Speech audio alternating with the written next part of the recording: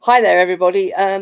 Really, I want to talk about Lucy. Lots and lots of us are desperately trying to explain that we believe that she's innocent, and luckily, a lot of experts have joined in that discussion and are explaining exactly why they have the expertise to discuss the statistics, the medical evidence, and all of these things. And of course, luckily, in the Thirlwell inquiry, it started to come out that there was actually no evidence against her. One of the doctors who claimed she was hurting one of the children has admitted there was no evidence at all.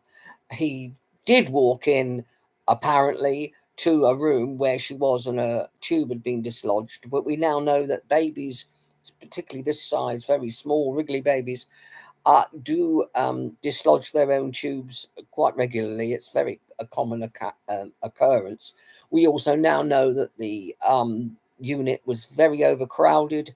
The beds were too close together. There was a leak from a, a water tap. I believe it was wastewater, not ordinary water, so that was not clean. And that the nurses were having to go through some of that. They might have taken it on their shoes or on their hands into the actual unit. We also know that some of the patients were waiting up to 11 hours to receive their antibiotics, that they had a massive infection and a lethal infection passed through that unit at the time. We know they were very short staffed. We know that the doctors were not prescribing quick enough, all of those things. More and more and more is coming out. And what I can't understand, a lot of people will say, well, they can't do it. But I believe that they can, that they could actually release Lucy, put her on bail. Obviously, the bail would have some conditions, and do so while there's an inquiry showing that actually she didn't do it, and a further appeal. We also now know that the appeal judge that turned down her appeal recently was the same judge that I believe sent Sally Clark to prison originally. Something about that. And as we know, Sally Clark didn't do it. And the poor woman would had boiling water and sugar thrown over her while she was in prison. She was innocent. She was mourning the death of her two children. There was, I believe, a link in the fact that the two children had something wrong with them, and that's what caused it. But that is neither here nor there in a way. It's just very interesting that the same judge should turn down Lucy's appeal and do the usual. It's not new evidence, their favourite reply to everything. When in actual fact, there's an awful lot of new evidence coming out now. Um, but I don't know what was in the original appeal. But I think also we've got to remember the mental state of Lucy. This is going to be a big problem for her. She's going to be absolutely destroyed where she is. But I have heard, interestingly, that she's helping other prisoners, that she's being friendly and helping them and giving them advice. And of course, she's fully medically trained.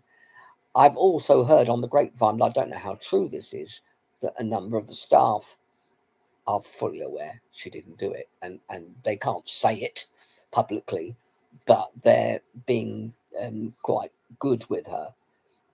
And she does have her own cell, and she has a top key which allows her to shut her cell and keep it locked if she's out of the cell, so her stuff is not stolen, etc. Her parents are absolutely distraught. Well, of course they will be. And they're not young. They had her late in life, and they absolutely worship the ground she walks on. They love their daughter. And the history of Lucy does not in any way mirror someone who would behave like that, who hurt children. There's no history of bullying, and her being the bully. There's no cruelty to animals and her doing that. There's nothing. Well, normally, in if someone does something like that, there's a history. There was with Beverly Allen. There was with Shipman. And we had the problem with his mother dying and witnessing the death and all this stuff, and him not being particularly, he had to really fight to become a doctor. He had to struggle because he wasn't as bright as people think. And of course, as we know, he was caught because he was trying to make money out of what he was doing. But again, there was a history. With serial killers, there's always some kind of history. There isn't with her. She's probably one of the most gentle, kindest people that anyone knows. And I was speaking to a nurse in, I won't say where, I won't, that wouldn't be fair. But anyway, she was talking to me, and I said about Lucy, and she turned around and said, "Oh, we nurses know she didn't do it." I said, "We all know." So she's got a lot of groundswell support from medical staff and people like that. But she's stuck in prison. And of course, there's limits on the amount of letters people can send. People can't just go and visit her. So how much support she knows she's getting, I don't know. Hopefully, her lawyers have told her the kind of support she's getting now. Anyway, I just thought I'd mention all that and tell you to all follow what's going on in the Thirlwell thing. I complained about the actual inquiry because it's trying to keep its remit is she's guilty because she's convicted. Well, hell of a lot of people have been convicted and they're not guilty. I'm one of them, so I know what I'm talking about. I know what it is to have false allegations made about you. It is no joke. And members of the public automatically believe it because it's the police. Well, police lie. Police are corrupt. Not all of them, but some of them are. And these things happen. I've talked about it a great deal actually, but just to put it into very quick words, my friend upstairs with a computer, the police came in at 6:56 in the morning, went to his computer, and then spent the next 9 minutes using it. Well, when you're seizing a computer, you have to immediately unplug it and take out the hard drives and the motherboard. You take it out. What did they do? Used it, then took the whole thing. And we don't know exactly when they put the stuff on there, but they put a load of stuff on there. We can now prove beyond a shadow of a doubt, technically, that it was added, that it was planted files. But what we can't do is afford the lawyers to go back into court. We don't have £50,000 to spare, which is the kind of money it costs. And another appeal would be of no value because the appeal, the CCRC, that's the Criminal Case Review Board, have actually sent a letter to my mate Jason and told him that if he appeals again, they will sanction him. So he couldn't appeal about anything else if anybody else did anything. I mean, that's appalling. But that's the kind of thing that's happening. We know they're not fit for purpose. And that's what I worry about with Lucy.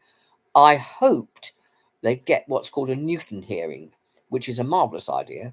It's where the judge listened to all the evidence of her innocence and what evidence there is of the so-called guilt, and weighs them up and discusses the merits of them and comes to the conclusion that actually there's no evidence against her and there's no case to answer. And that's how they do it.